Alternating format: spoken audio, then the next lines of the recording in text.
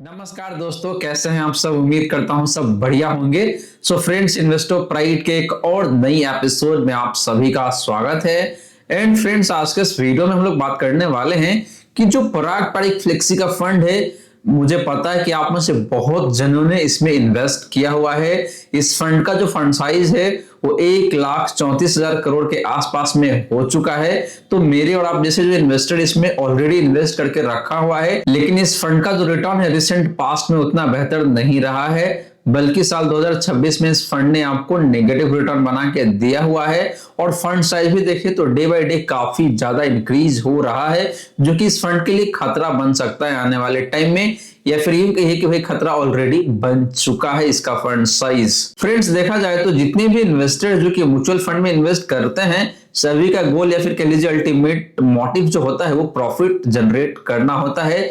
लेकिन एक फंड जिसमें आप पैसे इन्वेस्ट कर रहे हैं लेकिन वो फंड आपको रिटर्न बना के ना दे या फिर कह लीजिए लॉस बना के दे, तो अब क्वेश्चन यहाँ पे अराइज होता है कि भाई अगर आपने इस फंड में ऑलरेडी इन्वेस्ट किया हुआ है और आपको स्विच करना है, तो वो कौन सा फंड है जो कि पराग पारिक फ्लेक्सी का फंड का बेस्ट अल्टरनेटिव बन के आ सकता है 2026 में। तो हम लोग इस क्वेश्चन को भी आंसर करने वाले इस पर्टिकुलर वीडियो में। वहीं फ्रेंड्स, अगर आप एक म्यूचुअल फंड इन्वेस्टर है और आपके मन में कोई डाउट है या फिर कोई क्वेश्चन है with respect to mutual funds, then you can ask your question in comment section. Video सही लगे तो वीडियो को लाइक कर सकते हैं, शेयर कर सकते हैं, और आप इस वीडियो को हाइप भी कर सकते हैं। हाइप करने से वीडियो ज्यादा से ज्यादा लोगों के पास पहुंचेगा। इससे चैनल को तो फायदा होगा ही, लेकिन जिनके पास ये वीडियो पहुंचेगा उनको भी काफी बेनिफिट हो सकता है। तो वीडियो को जरूर हाइप करें। एंड अगर आप इस चैनल पे पहली बार आए हैं, then you can subscribe the channel also. So friends, जैसे मैंने आपको बताया कि भाई जो पराग पारिक फ्लेक्सी का फंड है इसमें अंडर परफॉर्मेंस स्टार्ट हो चुका है। तो अगर आप एक एग्जिस्टिंग इन्वेस्टर है तो आपको किस फंड के साथ जाना चाहिए, तो हम लोग आगे चल के बात करेंगे कि जो पराग पारिक फ्लेक्सी का फंड है इसका बेस्ट अल्टरनेटिव कौन सा फंड निकल के आ सकता है फ्लेक्सी कैप कैटेगरी से। तो चलिए पहले बात करते हैं बेसिक डिटेल्स का।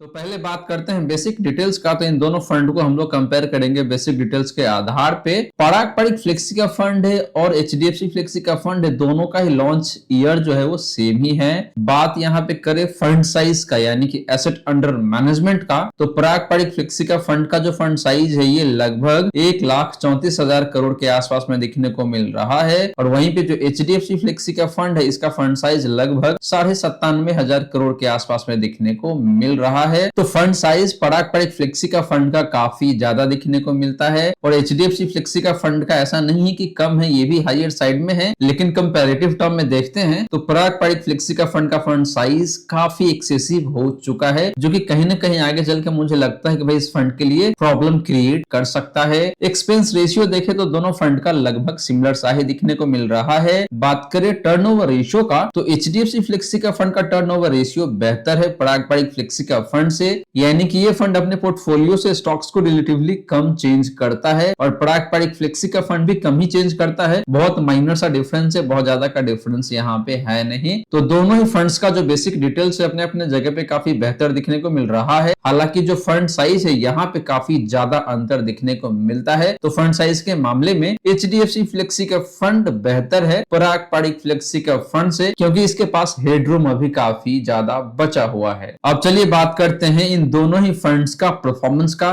पहले बात करेंगे रिटर्न जो पास्ट में दिया हुआ है, उसके बाद बात करेंगे इन दोनों फंड्स का रोलिंग रिटर्न का, और देखते हैं कि कौन सा फंड किस पे भारी पड़ता है। तो बात करें पास्ट परफॉर्मेंस का, तो पराग पारिक फ्लेक्सी का फंड का जो रिटर्न है साल 2026 में वो नेगेटिव है 3.26% का। बात करें पिछले 6 महीने में तो रिटर्न पॉजिटिव जरूर है, लेकिन अपना जो बेंचमार्क इंडेक्स है या फिर जो कैटेगरी एवरेज है उससे खराब परफॉर्म किया हुआ है। पिछले 1 साल में भी देखे तो इस फंड का रिटर्न उतना बेहतर नहीं है, अपना बेंचमार्क और कैटेगरी दोनों को ही अंडर परफॉर्म किया हुआ है। हालांकि 3 साल का टाइम फ्रेम में जो रिटर्न है ये ज्यादा बेहतर है अपनी कैटेगरी एंड बेंचमार्क से, लगभग 20.5% का रिटर्न है। 5 सालों में भी देखे तो रिटर्न काफी बेहतर है अपनी कैटेगरी एंड बेंचमार्क से, लगभग 18% का रिटर्न दिखने को मिल जाता है। 7 ईयर में देखे तो अगेन काफी सुपर्ब रिटर्न है 20.5% का, एंड लास्ट 10 ईयर में देखे तो अगेन रिटर्न काफी बेहतरीन दिखने को मिल जाता है, लगभग 19.5% 20% का रिटर्न है, जो कि अगेन अपने बेंचमार्क एंड कैटेगरी से काफी बेहतर दिखने को मिलता है। वहीं बात करें एचडीएफसी फ्लेक्सी का फंड का, तो इस फंड का जो रिटर्न है 2026 का ये पॉजिटिव है, जो कि पारंपरिक फ्लेक्सी का फंड से बेहतर है एंड अपना जो बेंचमार्क इंडेक्स है या फिर कैटेगरी है उससे भी बेहतर दिखने को मिलता है। पिछले 6 महीने में भी देखे तो इस फंड का रिटर्न अपने बेंचमार्क एंड कैटेगरी से ज्यादा बेहतर दिखने को मिलता है एंड पारंपरिक फ्लेक्सी का फंड से तो बहुत ज्यादा बेहतर है। पिछले 6 महीने में इसका रिटर्न, 1 ईयर में भी देखे तो रिटर्न काफी शानदार है। इस फंड का लगभग 16% या फिर कह लीजिए 16.5% के आसपास का रिटर्न है, which is again better than category average and benchmark index and also better than पारंपरिक फ्लेक्सी का फंड। तो पारंपरिक फ्लेक्सी का फंड से तो काफी बेहतरीन है लास्ट के 1 ईयर का रिटर्न एचडीएफसी फ्लेक्सी का फंड का। 3 साल का रिटर्न देखे तो ये भी काफी शानदार दिखने को मिलता है, लगभग 23% का। 5 सालों में भी देखे तो रिटर्न काफी शानदार दिखने को मिलता है 21.33% का, जो कि अगेन अपने बेंचमार्क एंड कैटेगरी से तो शानदार है ही, पारंपरिक फ्लेक्सी का फंड से भी काफी बेहतरीन दिखने को मिल जाता है। बात करें पिछले 7 सालों का, तो यहाँ पे भी रिटर्न काफी बेहतर है इस फंड का, लगभग 20% का, जो कि कैटेगरी एंड बेंचमार्क से ज्यादा बेहतर है। पारंपरिक फ्लेक्सी का फंड ने ज्यादा बेहतर परफॉर्म किया हुआ है पिछले 7 सालों में। एंड बात करें पिछले 10 सालों का, तो यहाँ पे एचडीएफसी फ्लेक्सी का फंड का रिटर्न अगेन काफी बेहतरीन दिखने को मिलता है, लगभग 20% के आसपास में। और जो पारंपरिक फ्लेक्सी का फंड है इसने 19.5% के आसपास का रिटर्न बना के दिया हुआ है। तो अक्रॉस द टाइम फ्रेम देखे तो एचडीएफसी फ्लेक्सी का फंड का रिटर्न अपने बेंचमार्क एंड कैटेगरी से तो बेहतर है ही, पारंपरिक फ्लेक्सी का फंड से भी बेहतरीन दिखने को मिल जाता है। तो फ्रेंड्स ये तो हमने बात किया इन दोनों फंड्स का पास्ट परफॉर्मेंस का। अब चलिए बात करते हैं कि भाई इन दोनों फंड्स का रोलिंग रिटर्न कितना बेहतर है और वहां पे कौन सा फंड किससे बेहतर निकल के आ रहा है। तो बात करें रोलिंग रिटर्न का, तो पहले बात करते हैं पारंपरिक फ्लेक्सी का फंड का। तो इस फंड का जो रोलिंग रिटर्न है इसमें 1 ईयर में जो मिनिमम रिटर्न है दैट इज -7.17% का। मैक्सिमम रिटर्न की बात करें 1 साल के टाइम फ्रेम का, तो वो 100% के आसपास में दिखने को मिलता है। 3 साल का जो मिनिमम रिटर्न है वो 15.13% का है और जो मैक्सिमम रिटर्न है वो 37.64% का है। 5 साल का जो मिनिमम रिटर्न है वो 18.3% का है और जो मैक्सिमम रिटर्न है वो 33.95 यानी कि लगभग 34% का रिटर्न दिखने को मिलता है। तो पारंपरिक फ्लेक्सी का फंड का जो डेटा है वो 3 साल और 5 साल में ज्यादा बेहतर एंड स्टेबल दिखने को मिल रहा है। 1 ईयर का जो टाइम फ्रेम है यहाँ पे मैक्सिमम रिटर्न तो काफी शानदार है, लेकिन यहाँ पे लॉस भी दिखने को मिलता है। तो अगर आप इस फंड में 3 साल या फिर मिनिमम 5 साल के लिए इन्वेस्ट करके चलते हैं तो आप पॉजिटिव रिटर्न एक्सपेक्ट कर सकते हैं, लॉस शायद ना बन के आए। बात करें पारंपरिक फ्लेक्सी का फंड का लॉस देने का चांसेस कितना है, तो 1 ईयर के टाइम फ्रेम में जो चांसेस है लॉस देने का वो लगभग 8% का है। 3 साल और 5 साल में यहाँ पे लॉस देने का चांसेस है ही नहीं। 0 से 8% का प्रॉफिट मिलने का जो चांसेस है 1 ईयर में वो लगभग 14% का है। 3 साल और 5 साल में आपको 0 से लेके 8% का रिटर्न नहीं मिलेगा, बल्कि इससे बेहतर रिटर्न मिल सकता है। 8 से 12% का रिटर्न मिलने का जो चांसेस है 1 ईयर के टाइम फ्रेम में वो लगभग 10.5% का है।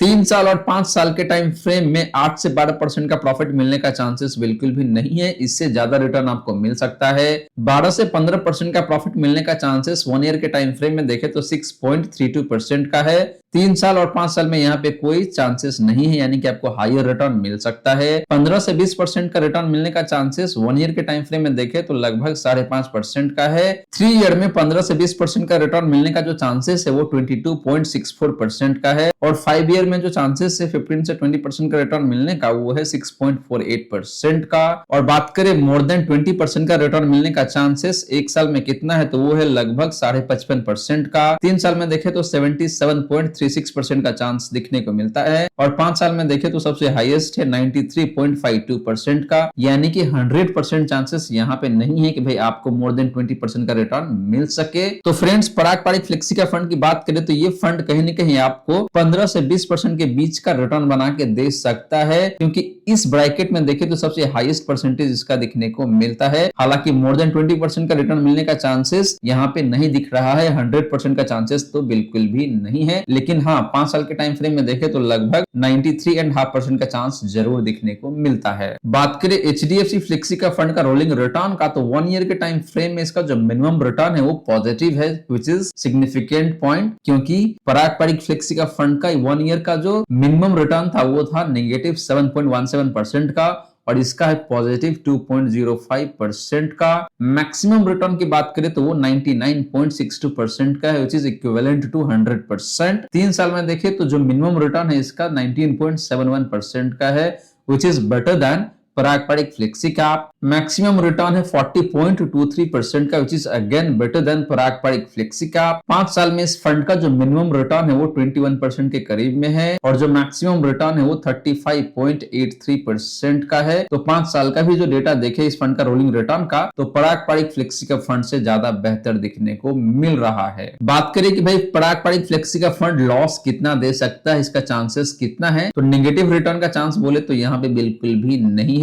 यानी कि किसी भी टाइम फ्रेम में पारंपरिक फ्लेक्सी का फंड से इस फंड का रिटर्न ज्यादा बेहतर है। 0 से 8% का रिटर्न देने का चांसेस इसका लगभग 5.5% का है। 3 साल में और 5 साल में तो इसका चांसेस बिल्कुल भी नहीं है, बल्कि आपको हायर रिटर्न मिल सकता है। 8 से 12% का रिटर्न मिलने का चांसेस 1 ईयर में देखे तो लगभग 13% का है। एंड 3 साल और 5 साल में तो यहाँ पे चांसेस बिल्कुल भी नहीं है, आपको ज्यादा रिटर्न मिल सकता है। तो ये नंबर भी देखे तो पारंपरिक फ्लेक्सी का फंड से बेहतर है। 12 से 15% का रिटर्न मिलने का चांसेस 1 ईयर में देखे तो लगभग 9.5% का, which is again better than पारंपरिक फ्लेक्सी कैप। और 3 साल एंड 5 साल में तो चांसेस है ही नहीं कि भाई आपको 12 से 15% रिटर्न मिले, इससे बेहतर रिटर्न आपको मिल सकता है। 15 से 20% का रिटर्न मिलने का चांसेस 1 ईयर में देखे तो लगभग 14% का है। 3 साल में 15 से 20% का रिटर्न मिलने का चांसेस 0.27% का है और 5 साल में 15 से 20% का रिटर्न मिलने का चांसेस 0 दिखने को मिलता है। तो 3 साल के टाइम फ्रेम में देखिए तो एक रिमोट चांस जरूर है कि भाई आपको 15 से 20% का रिटर्न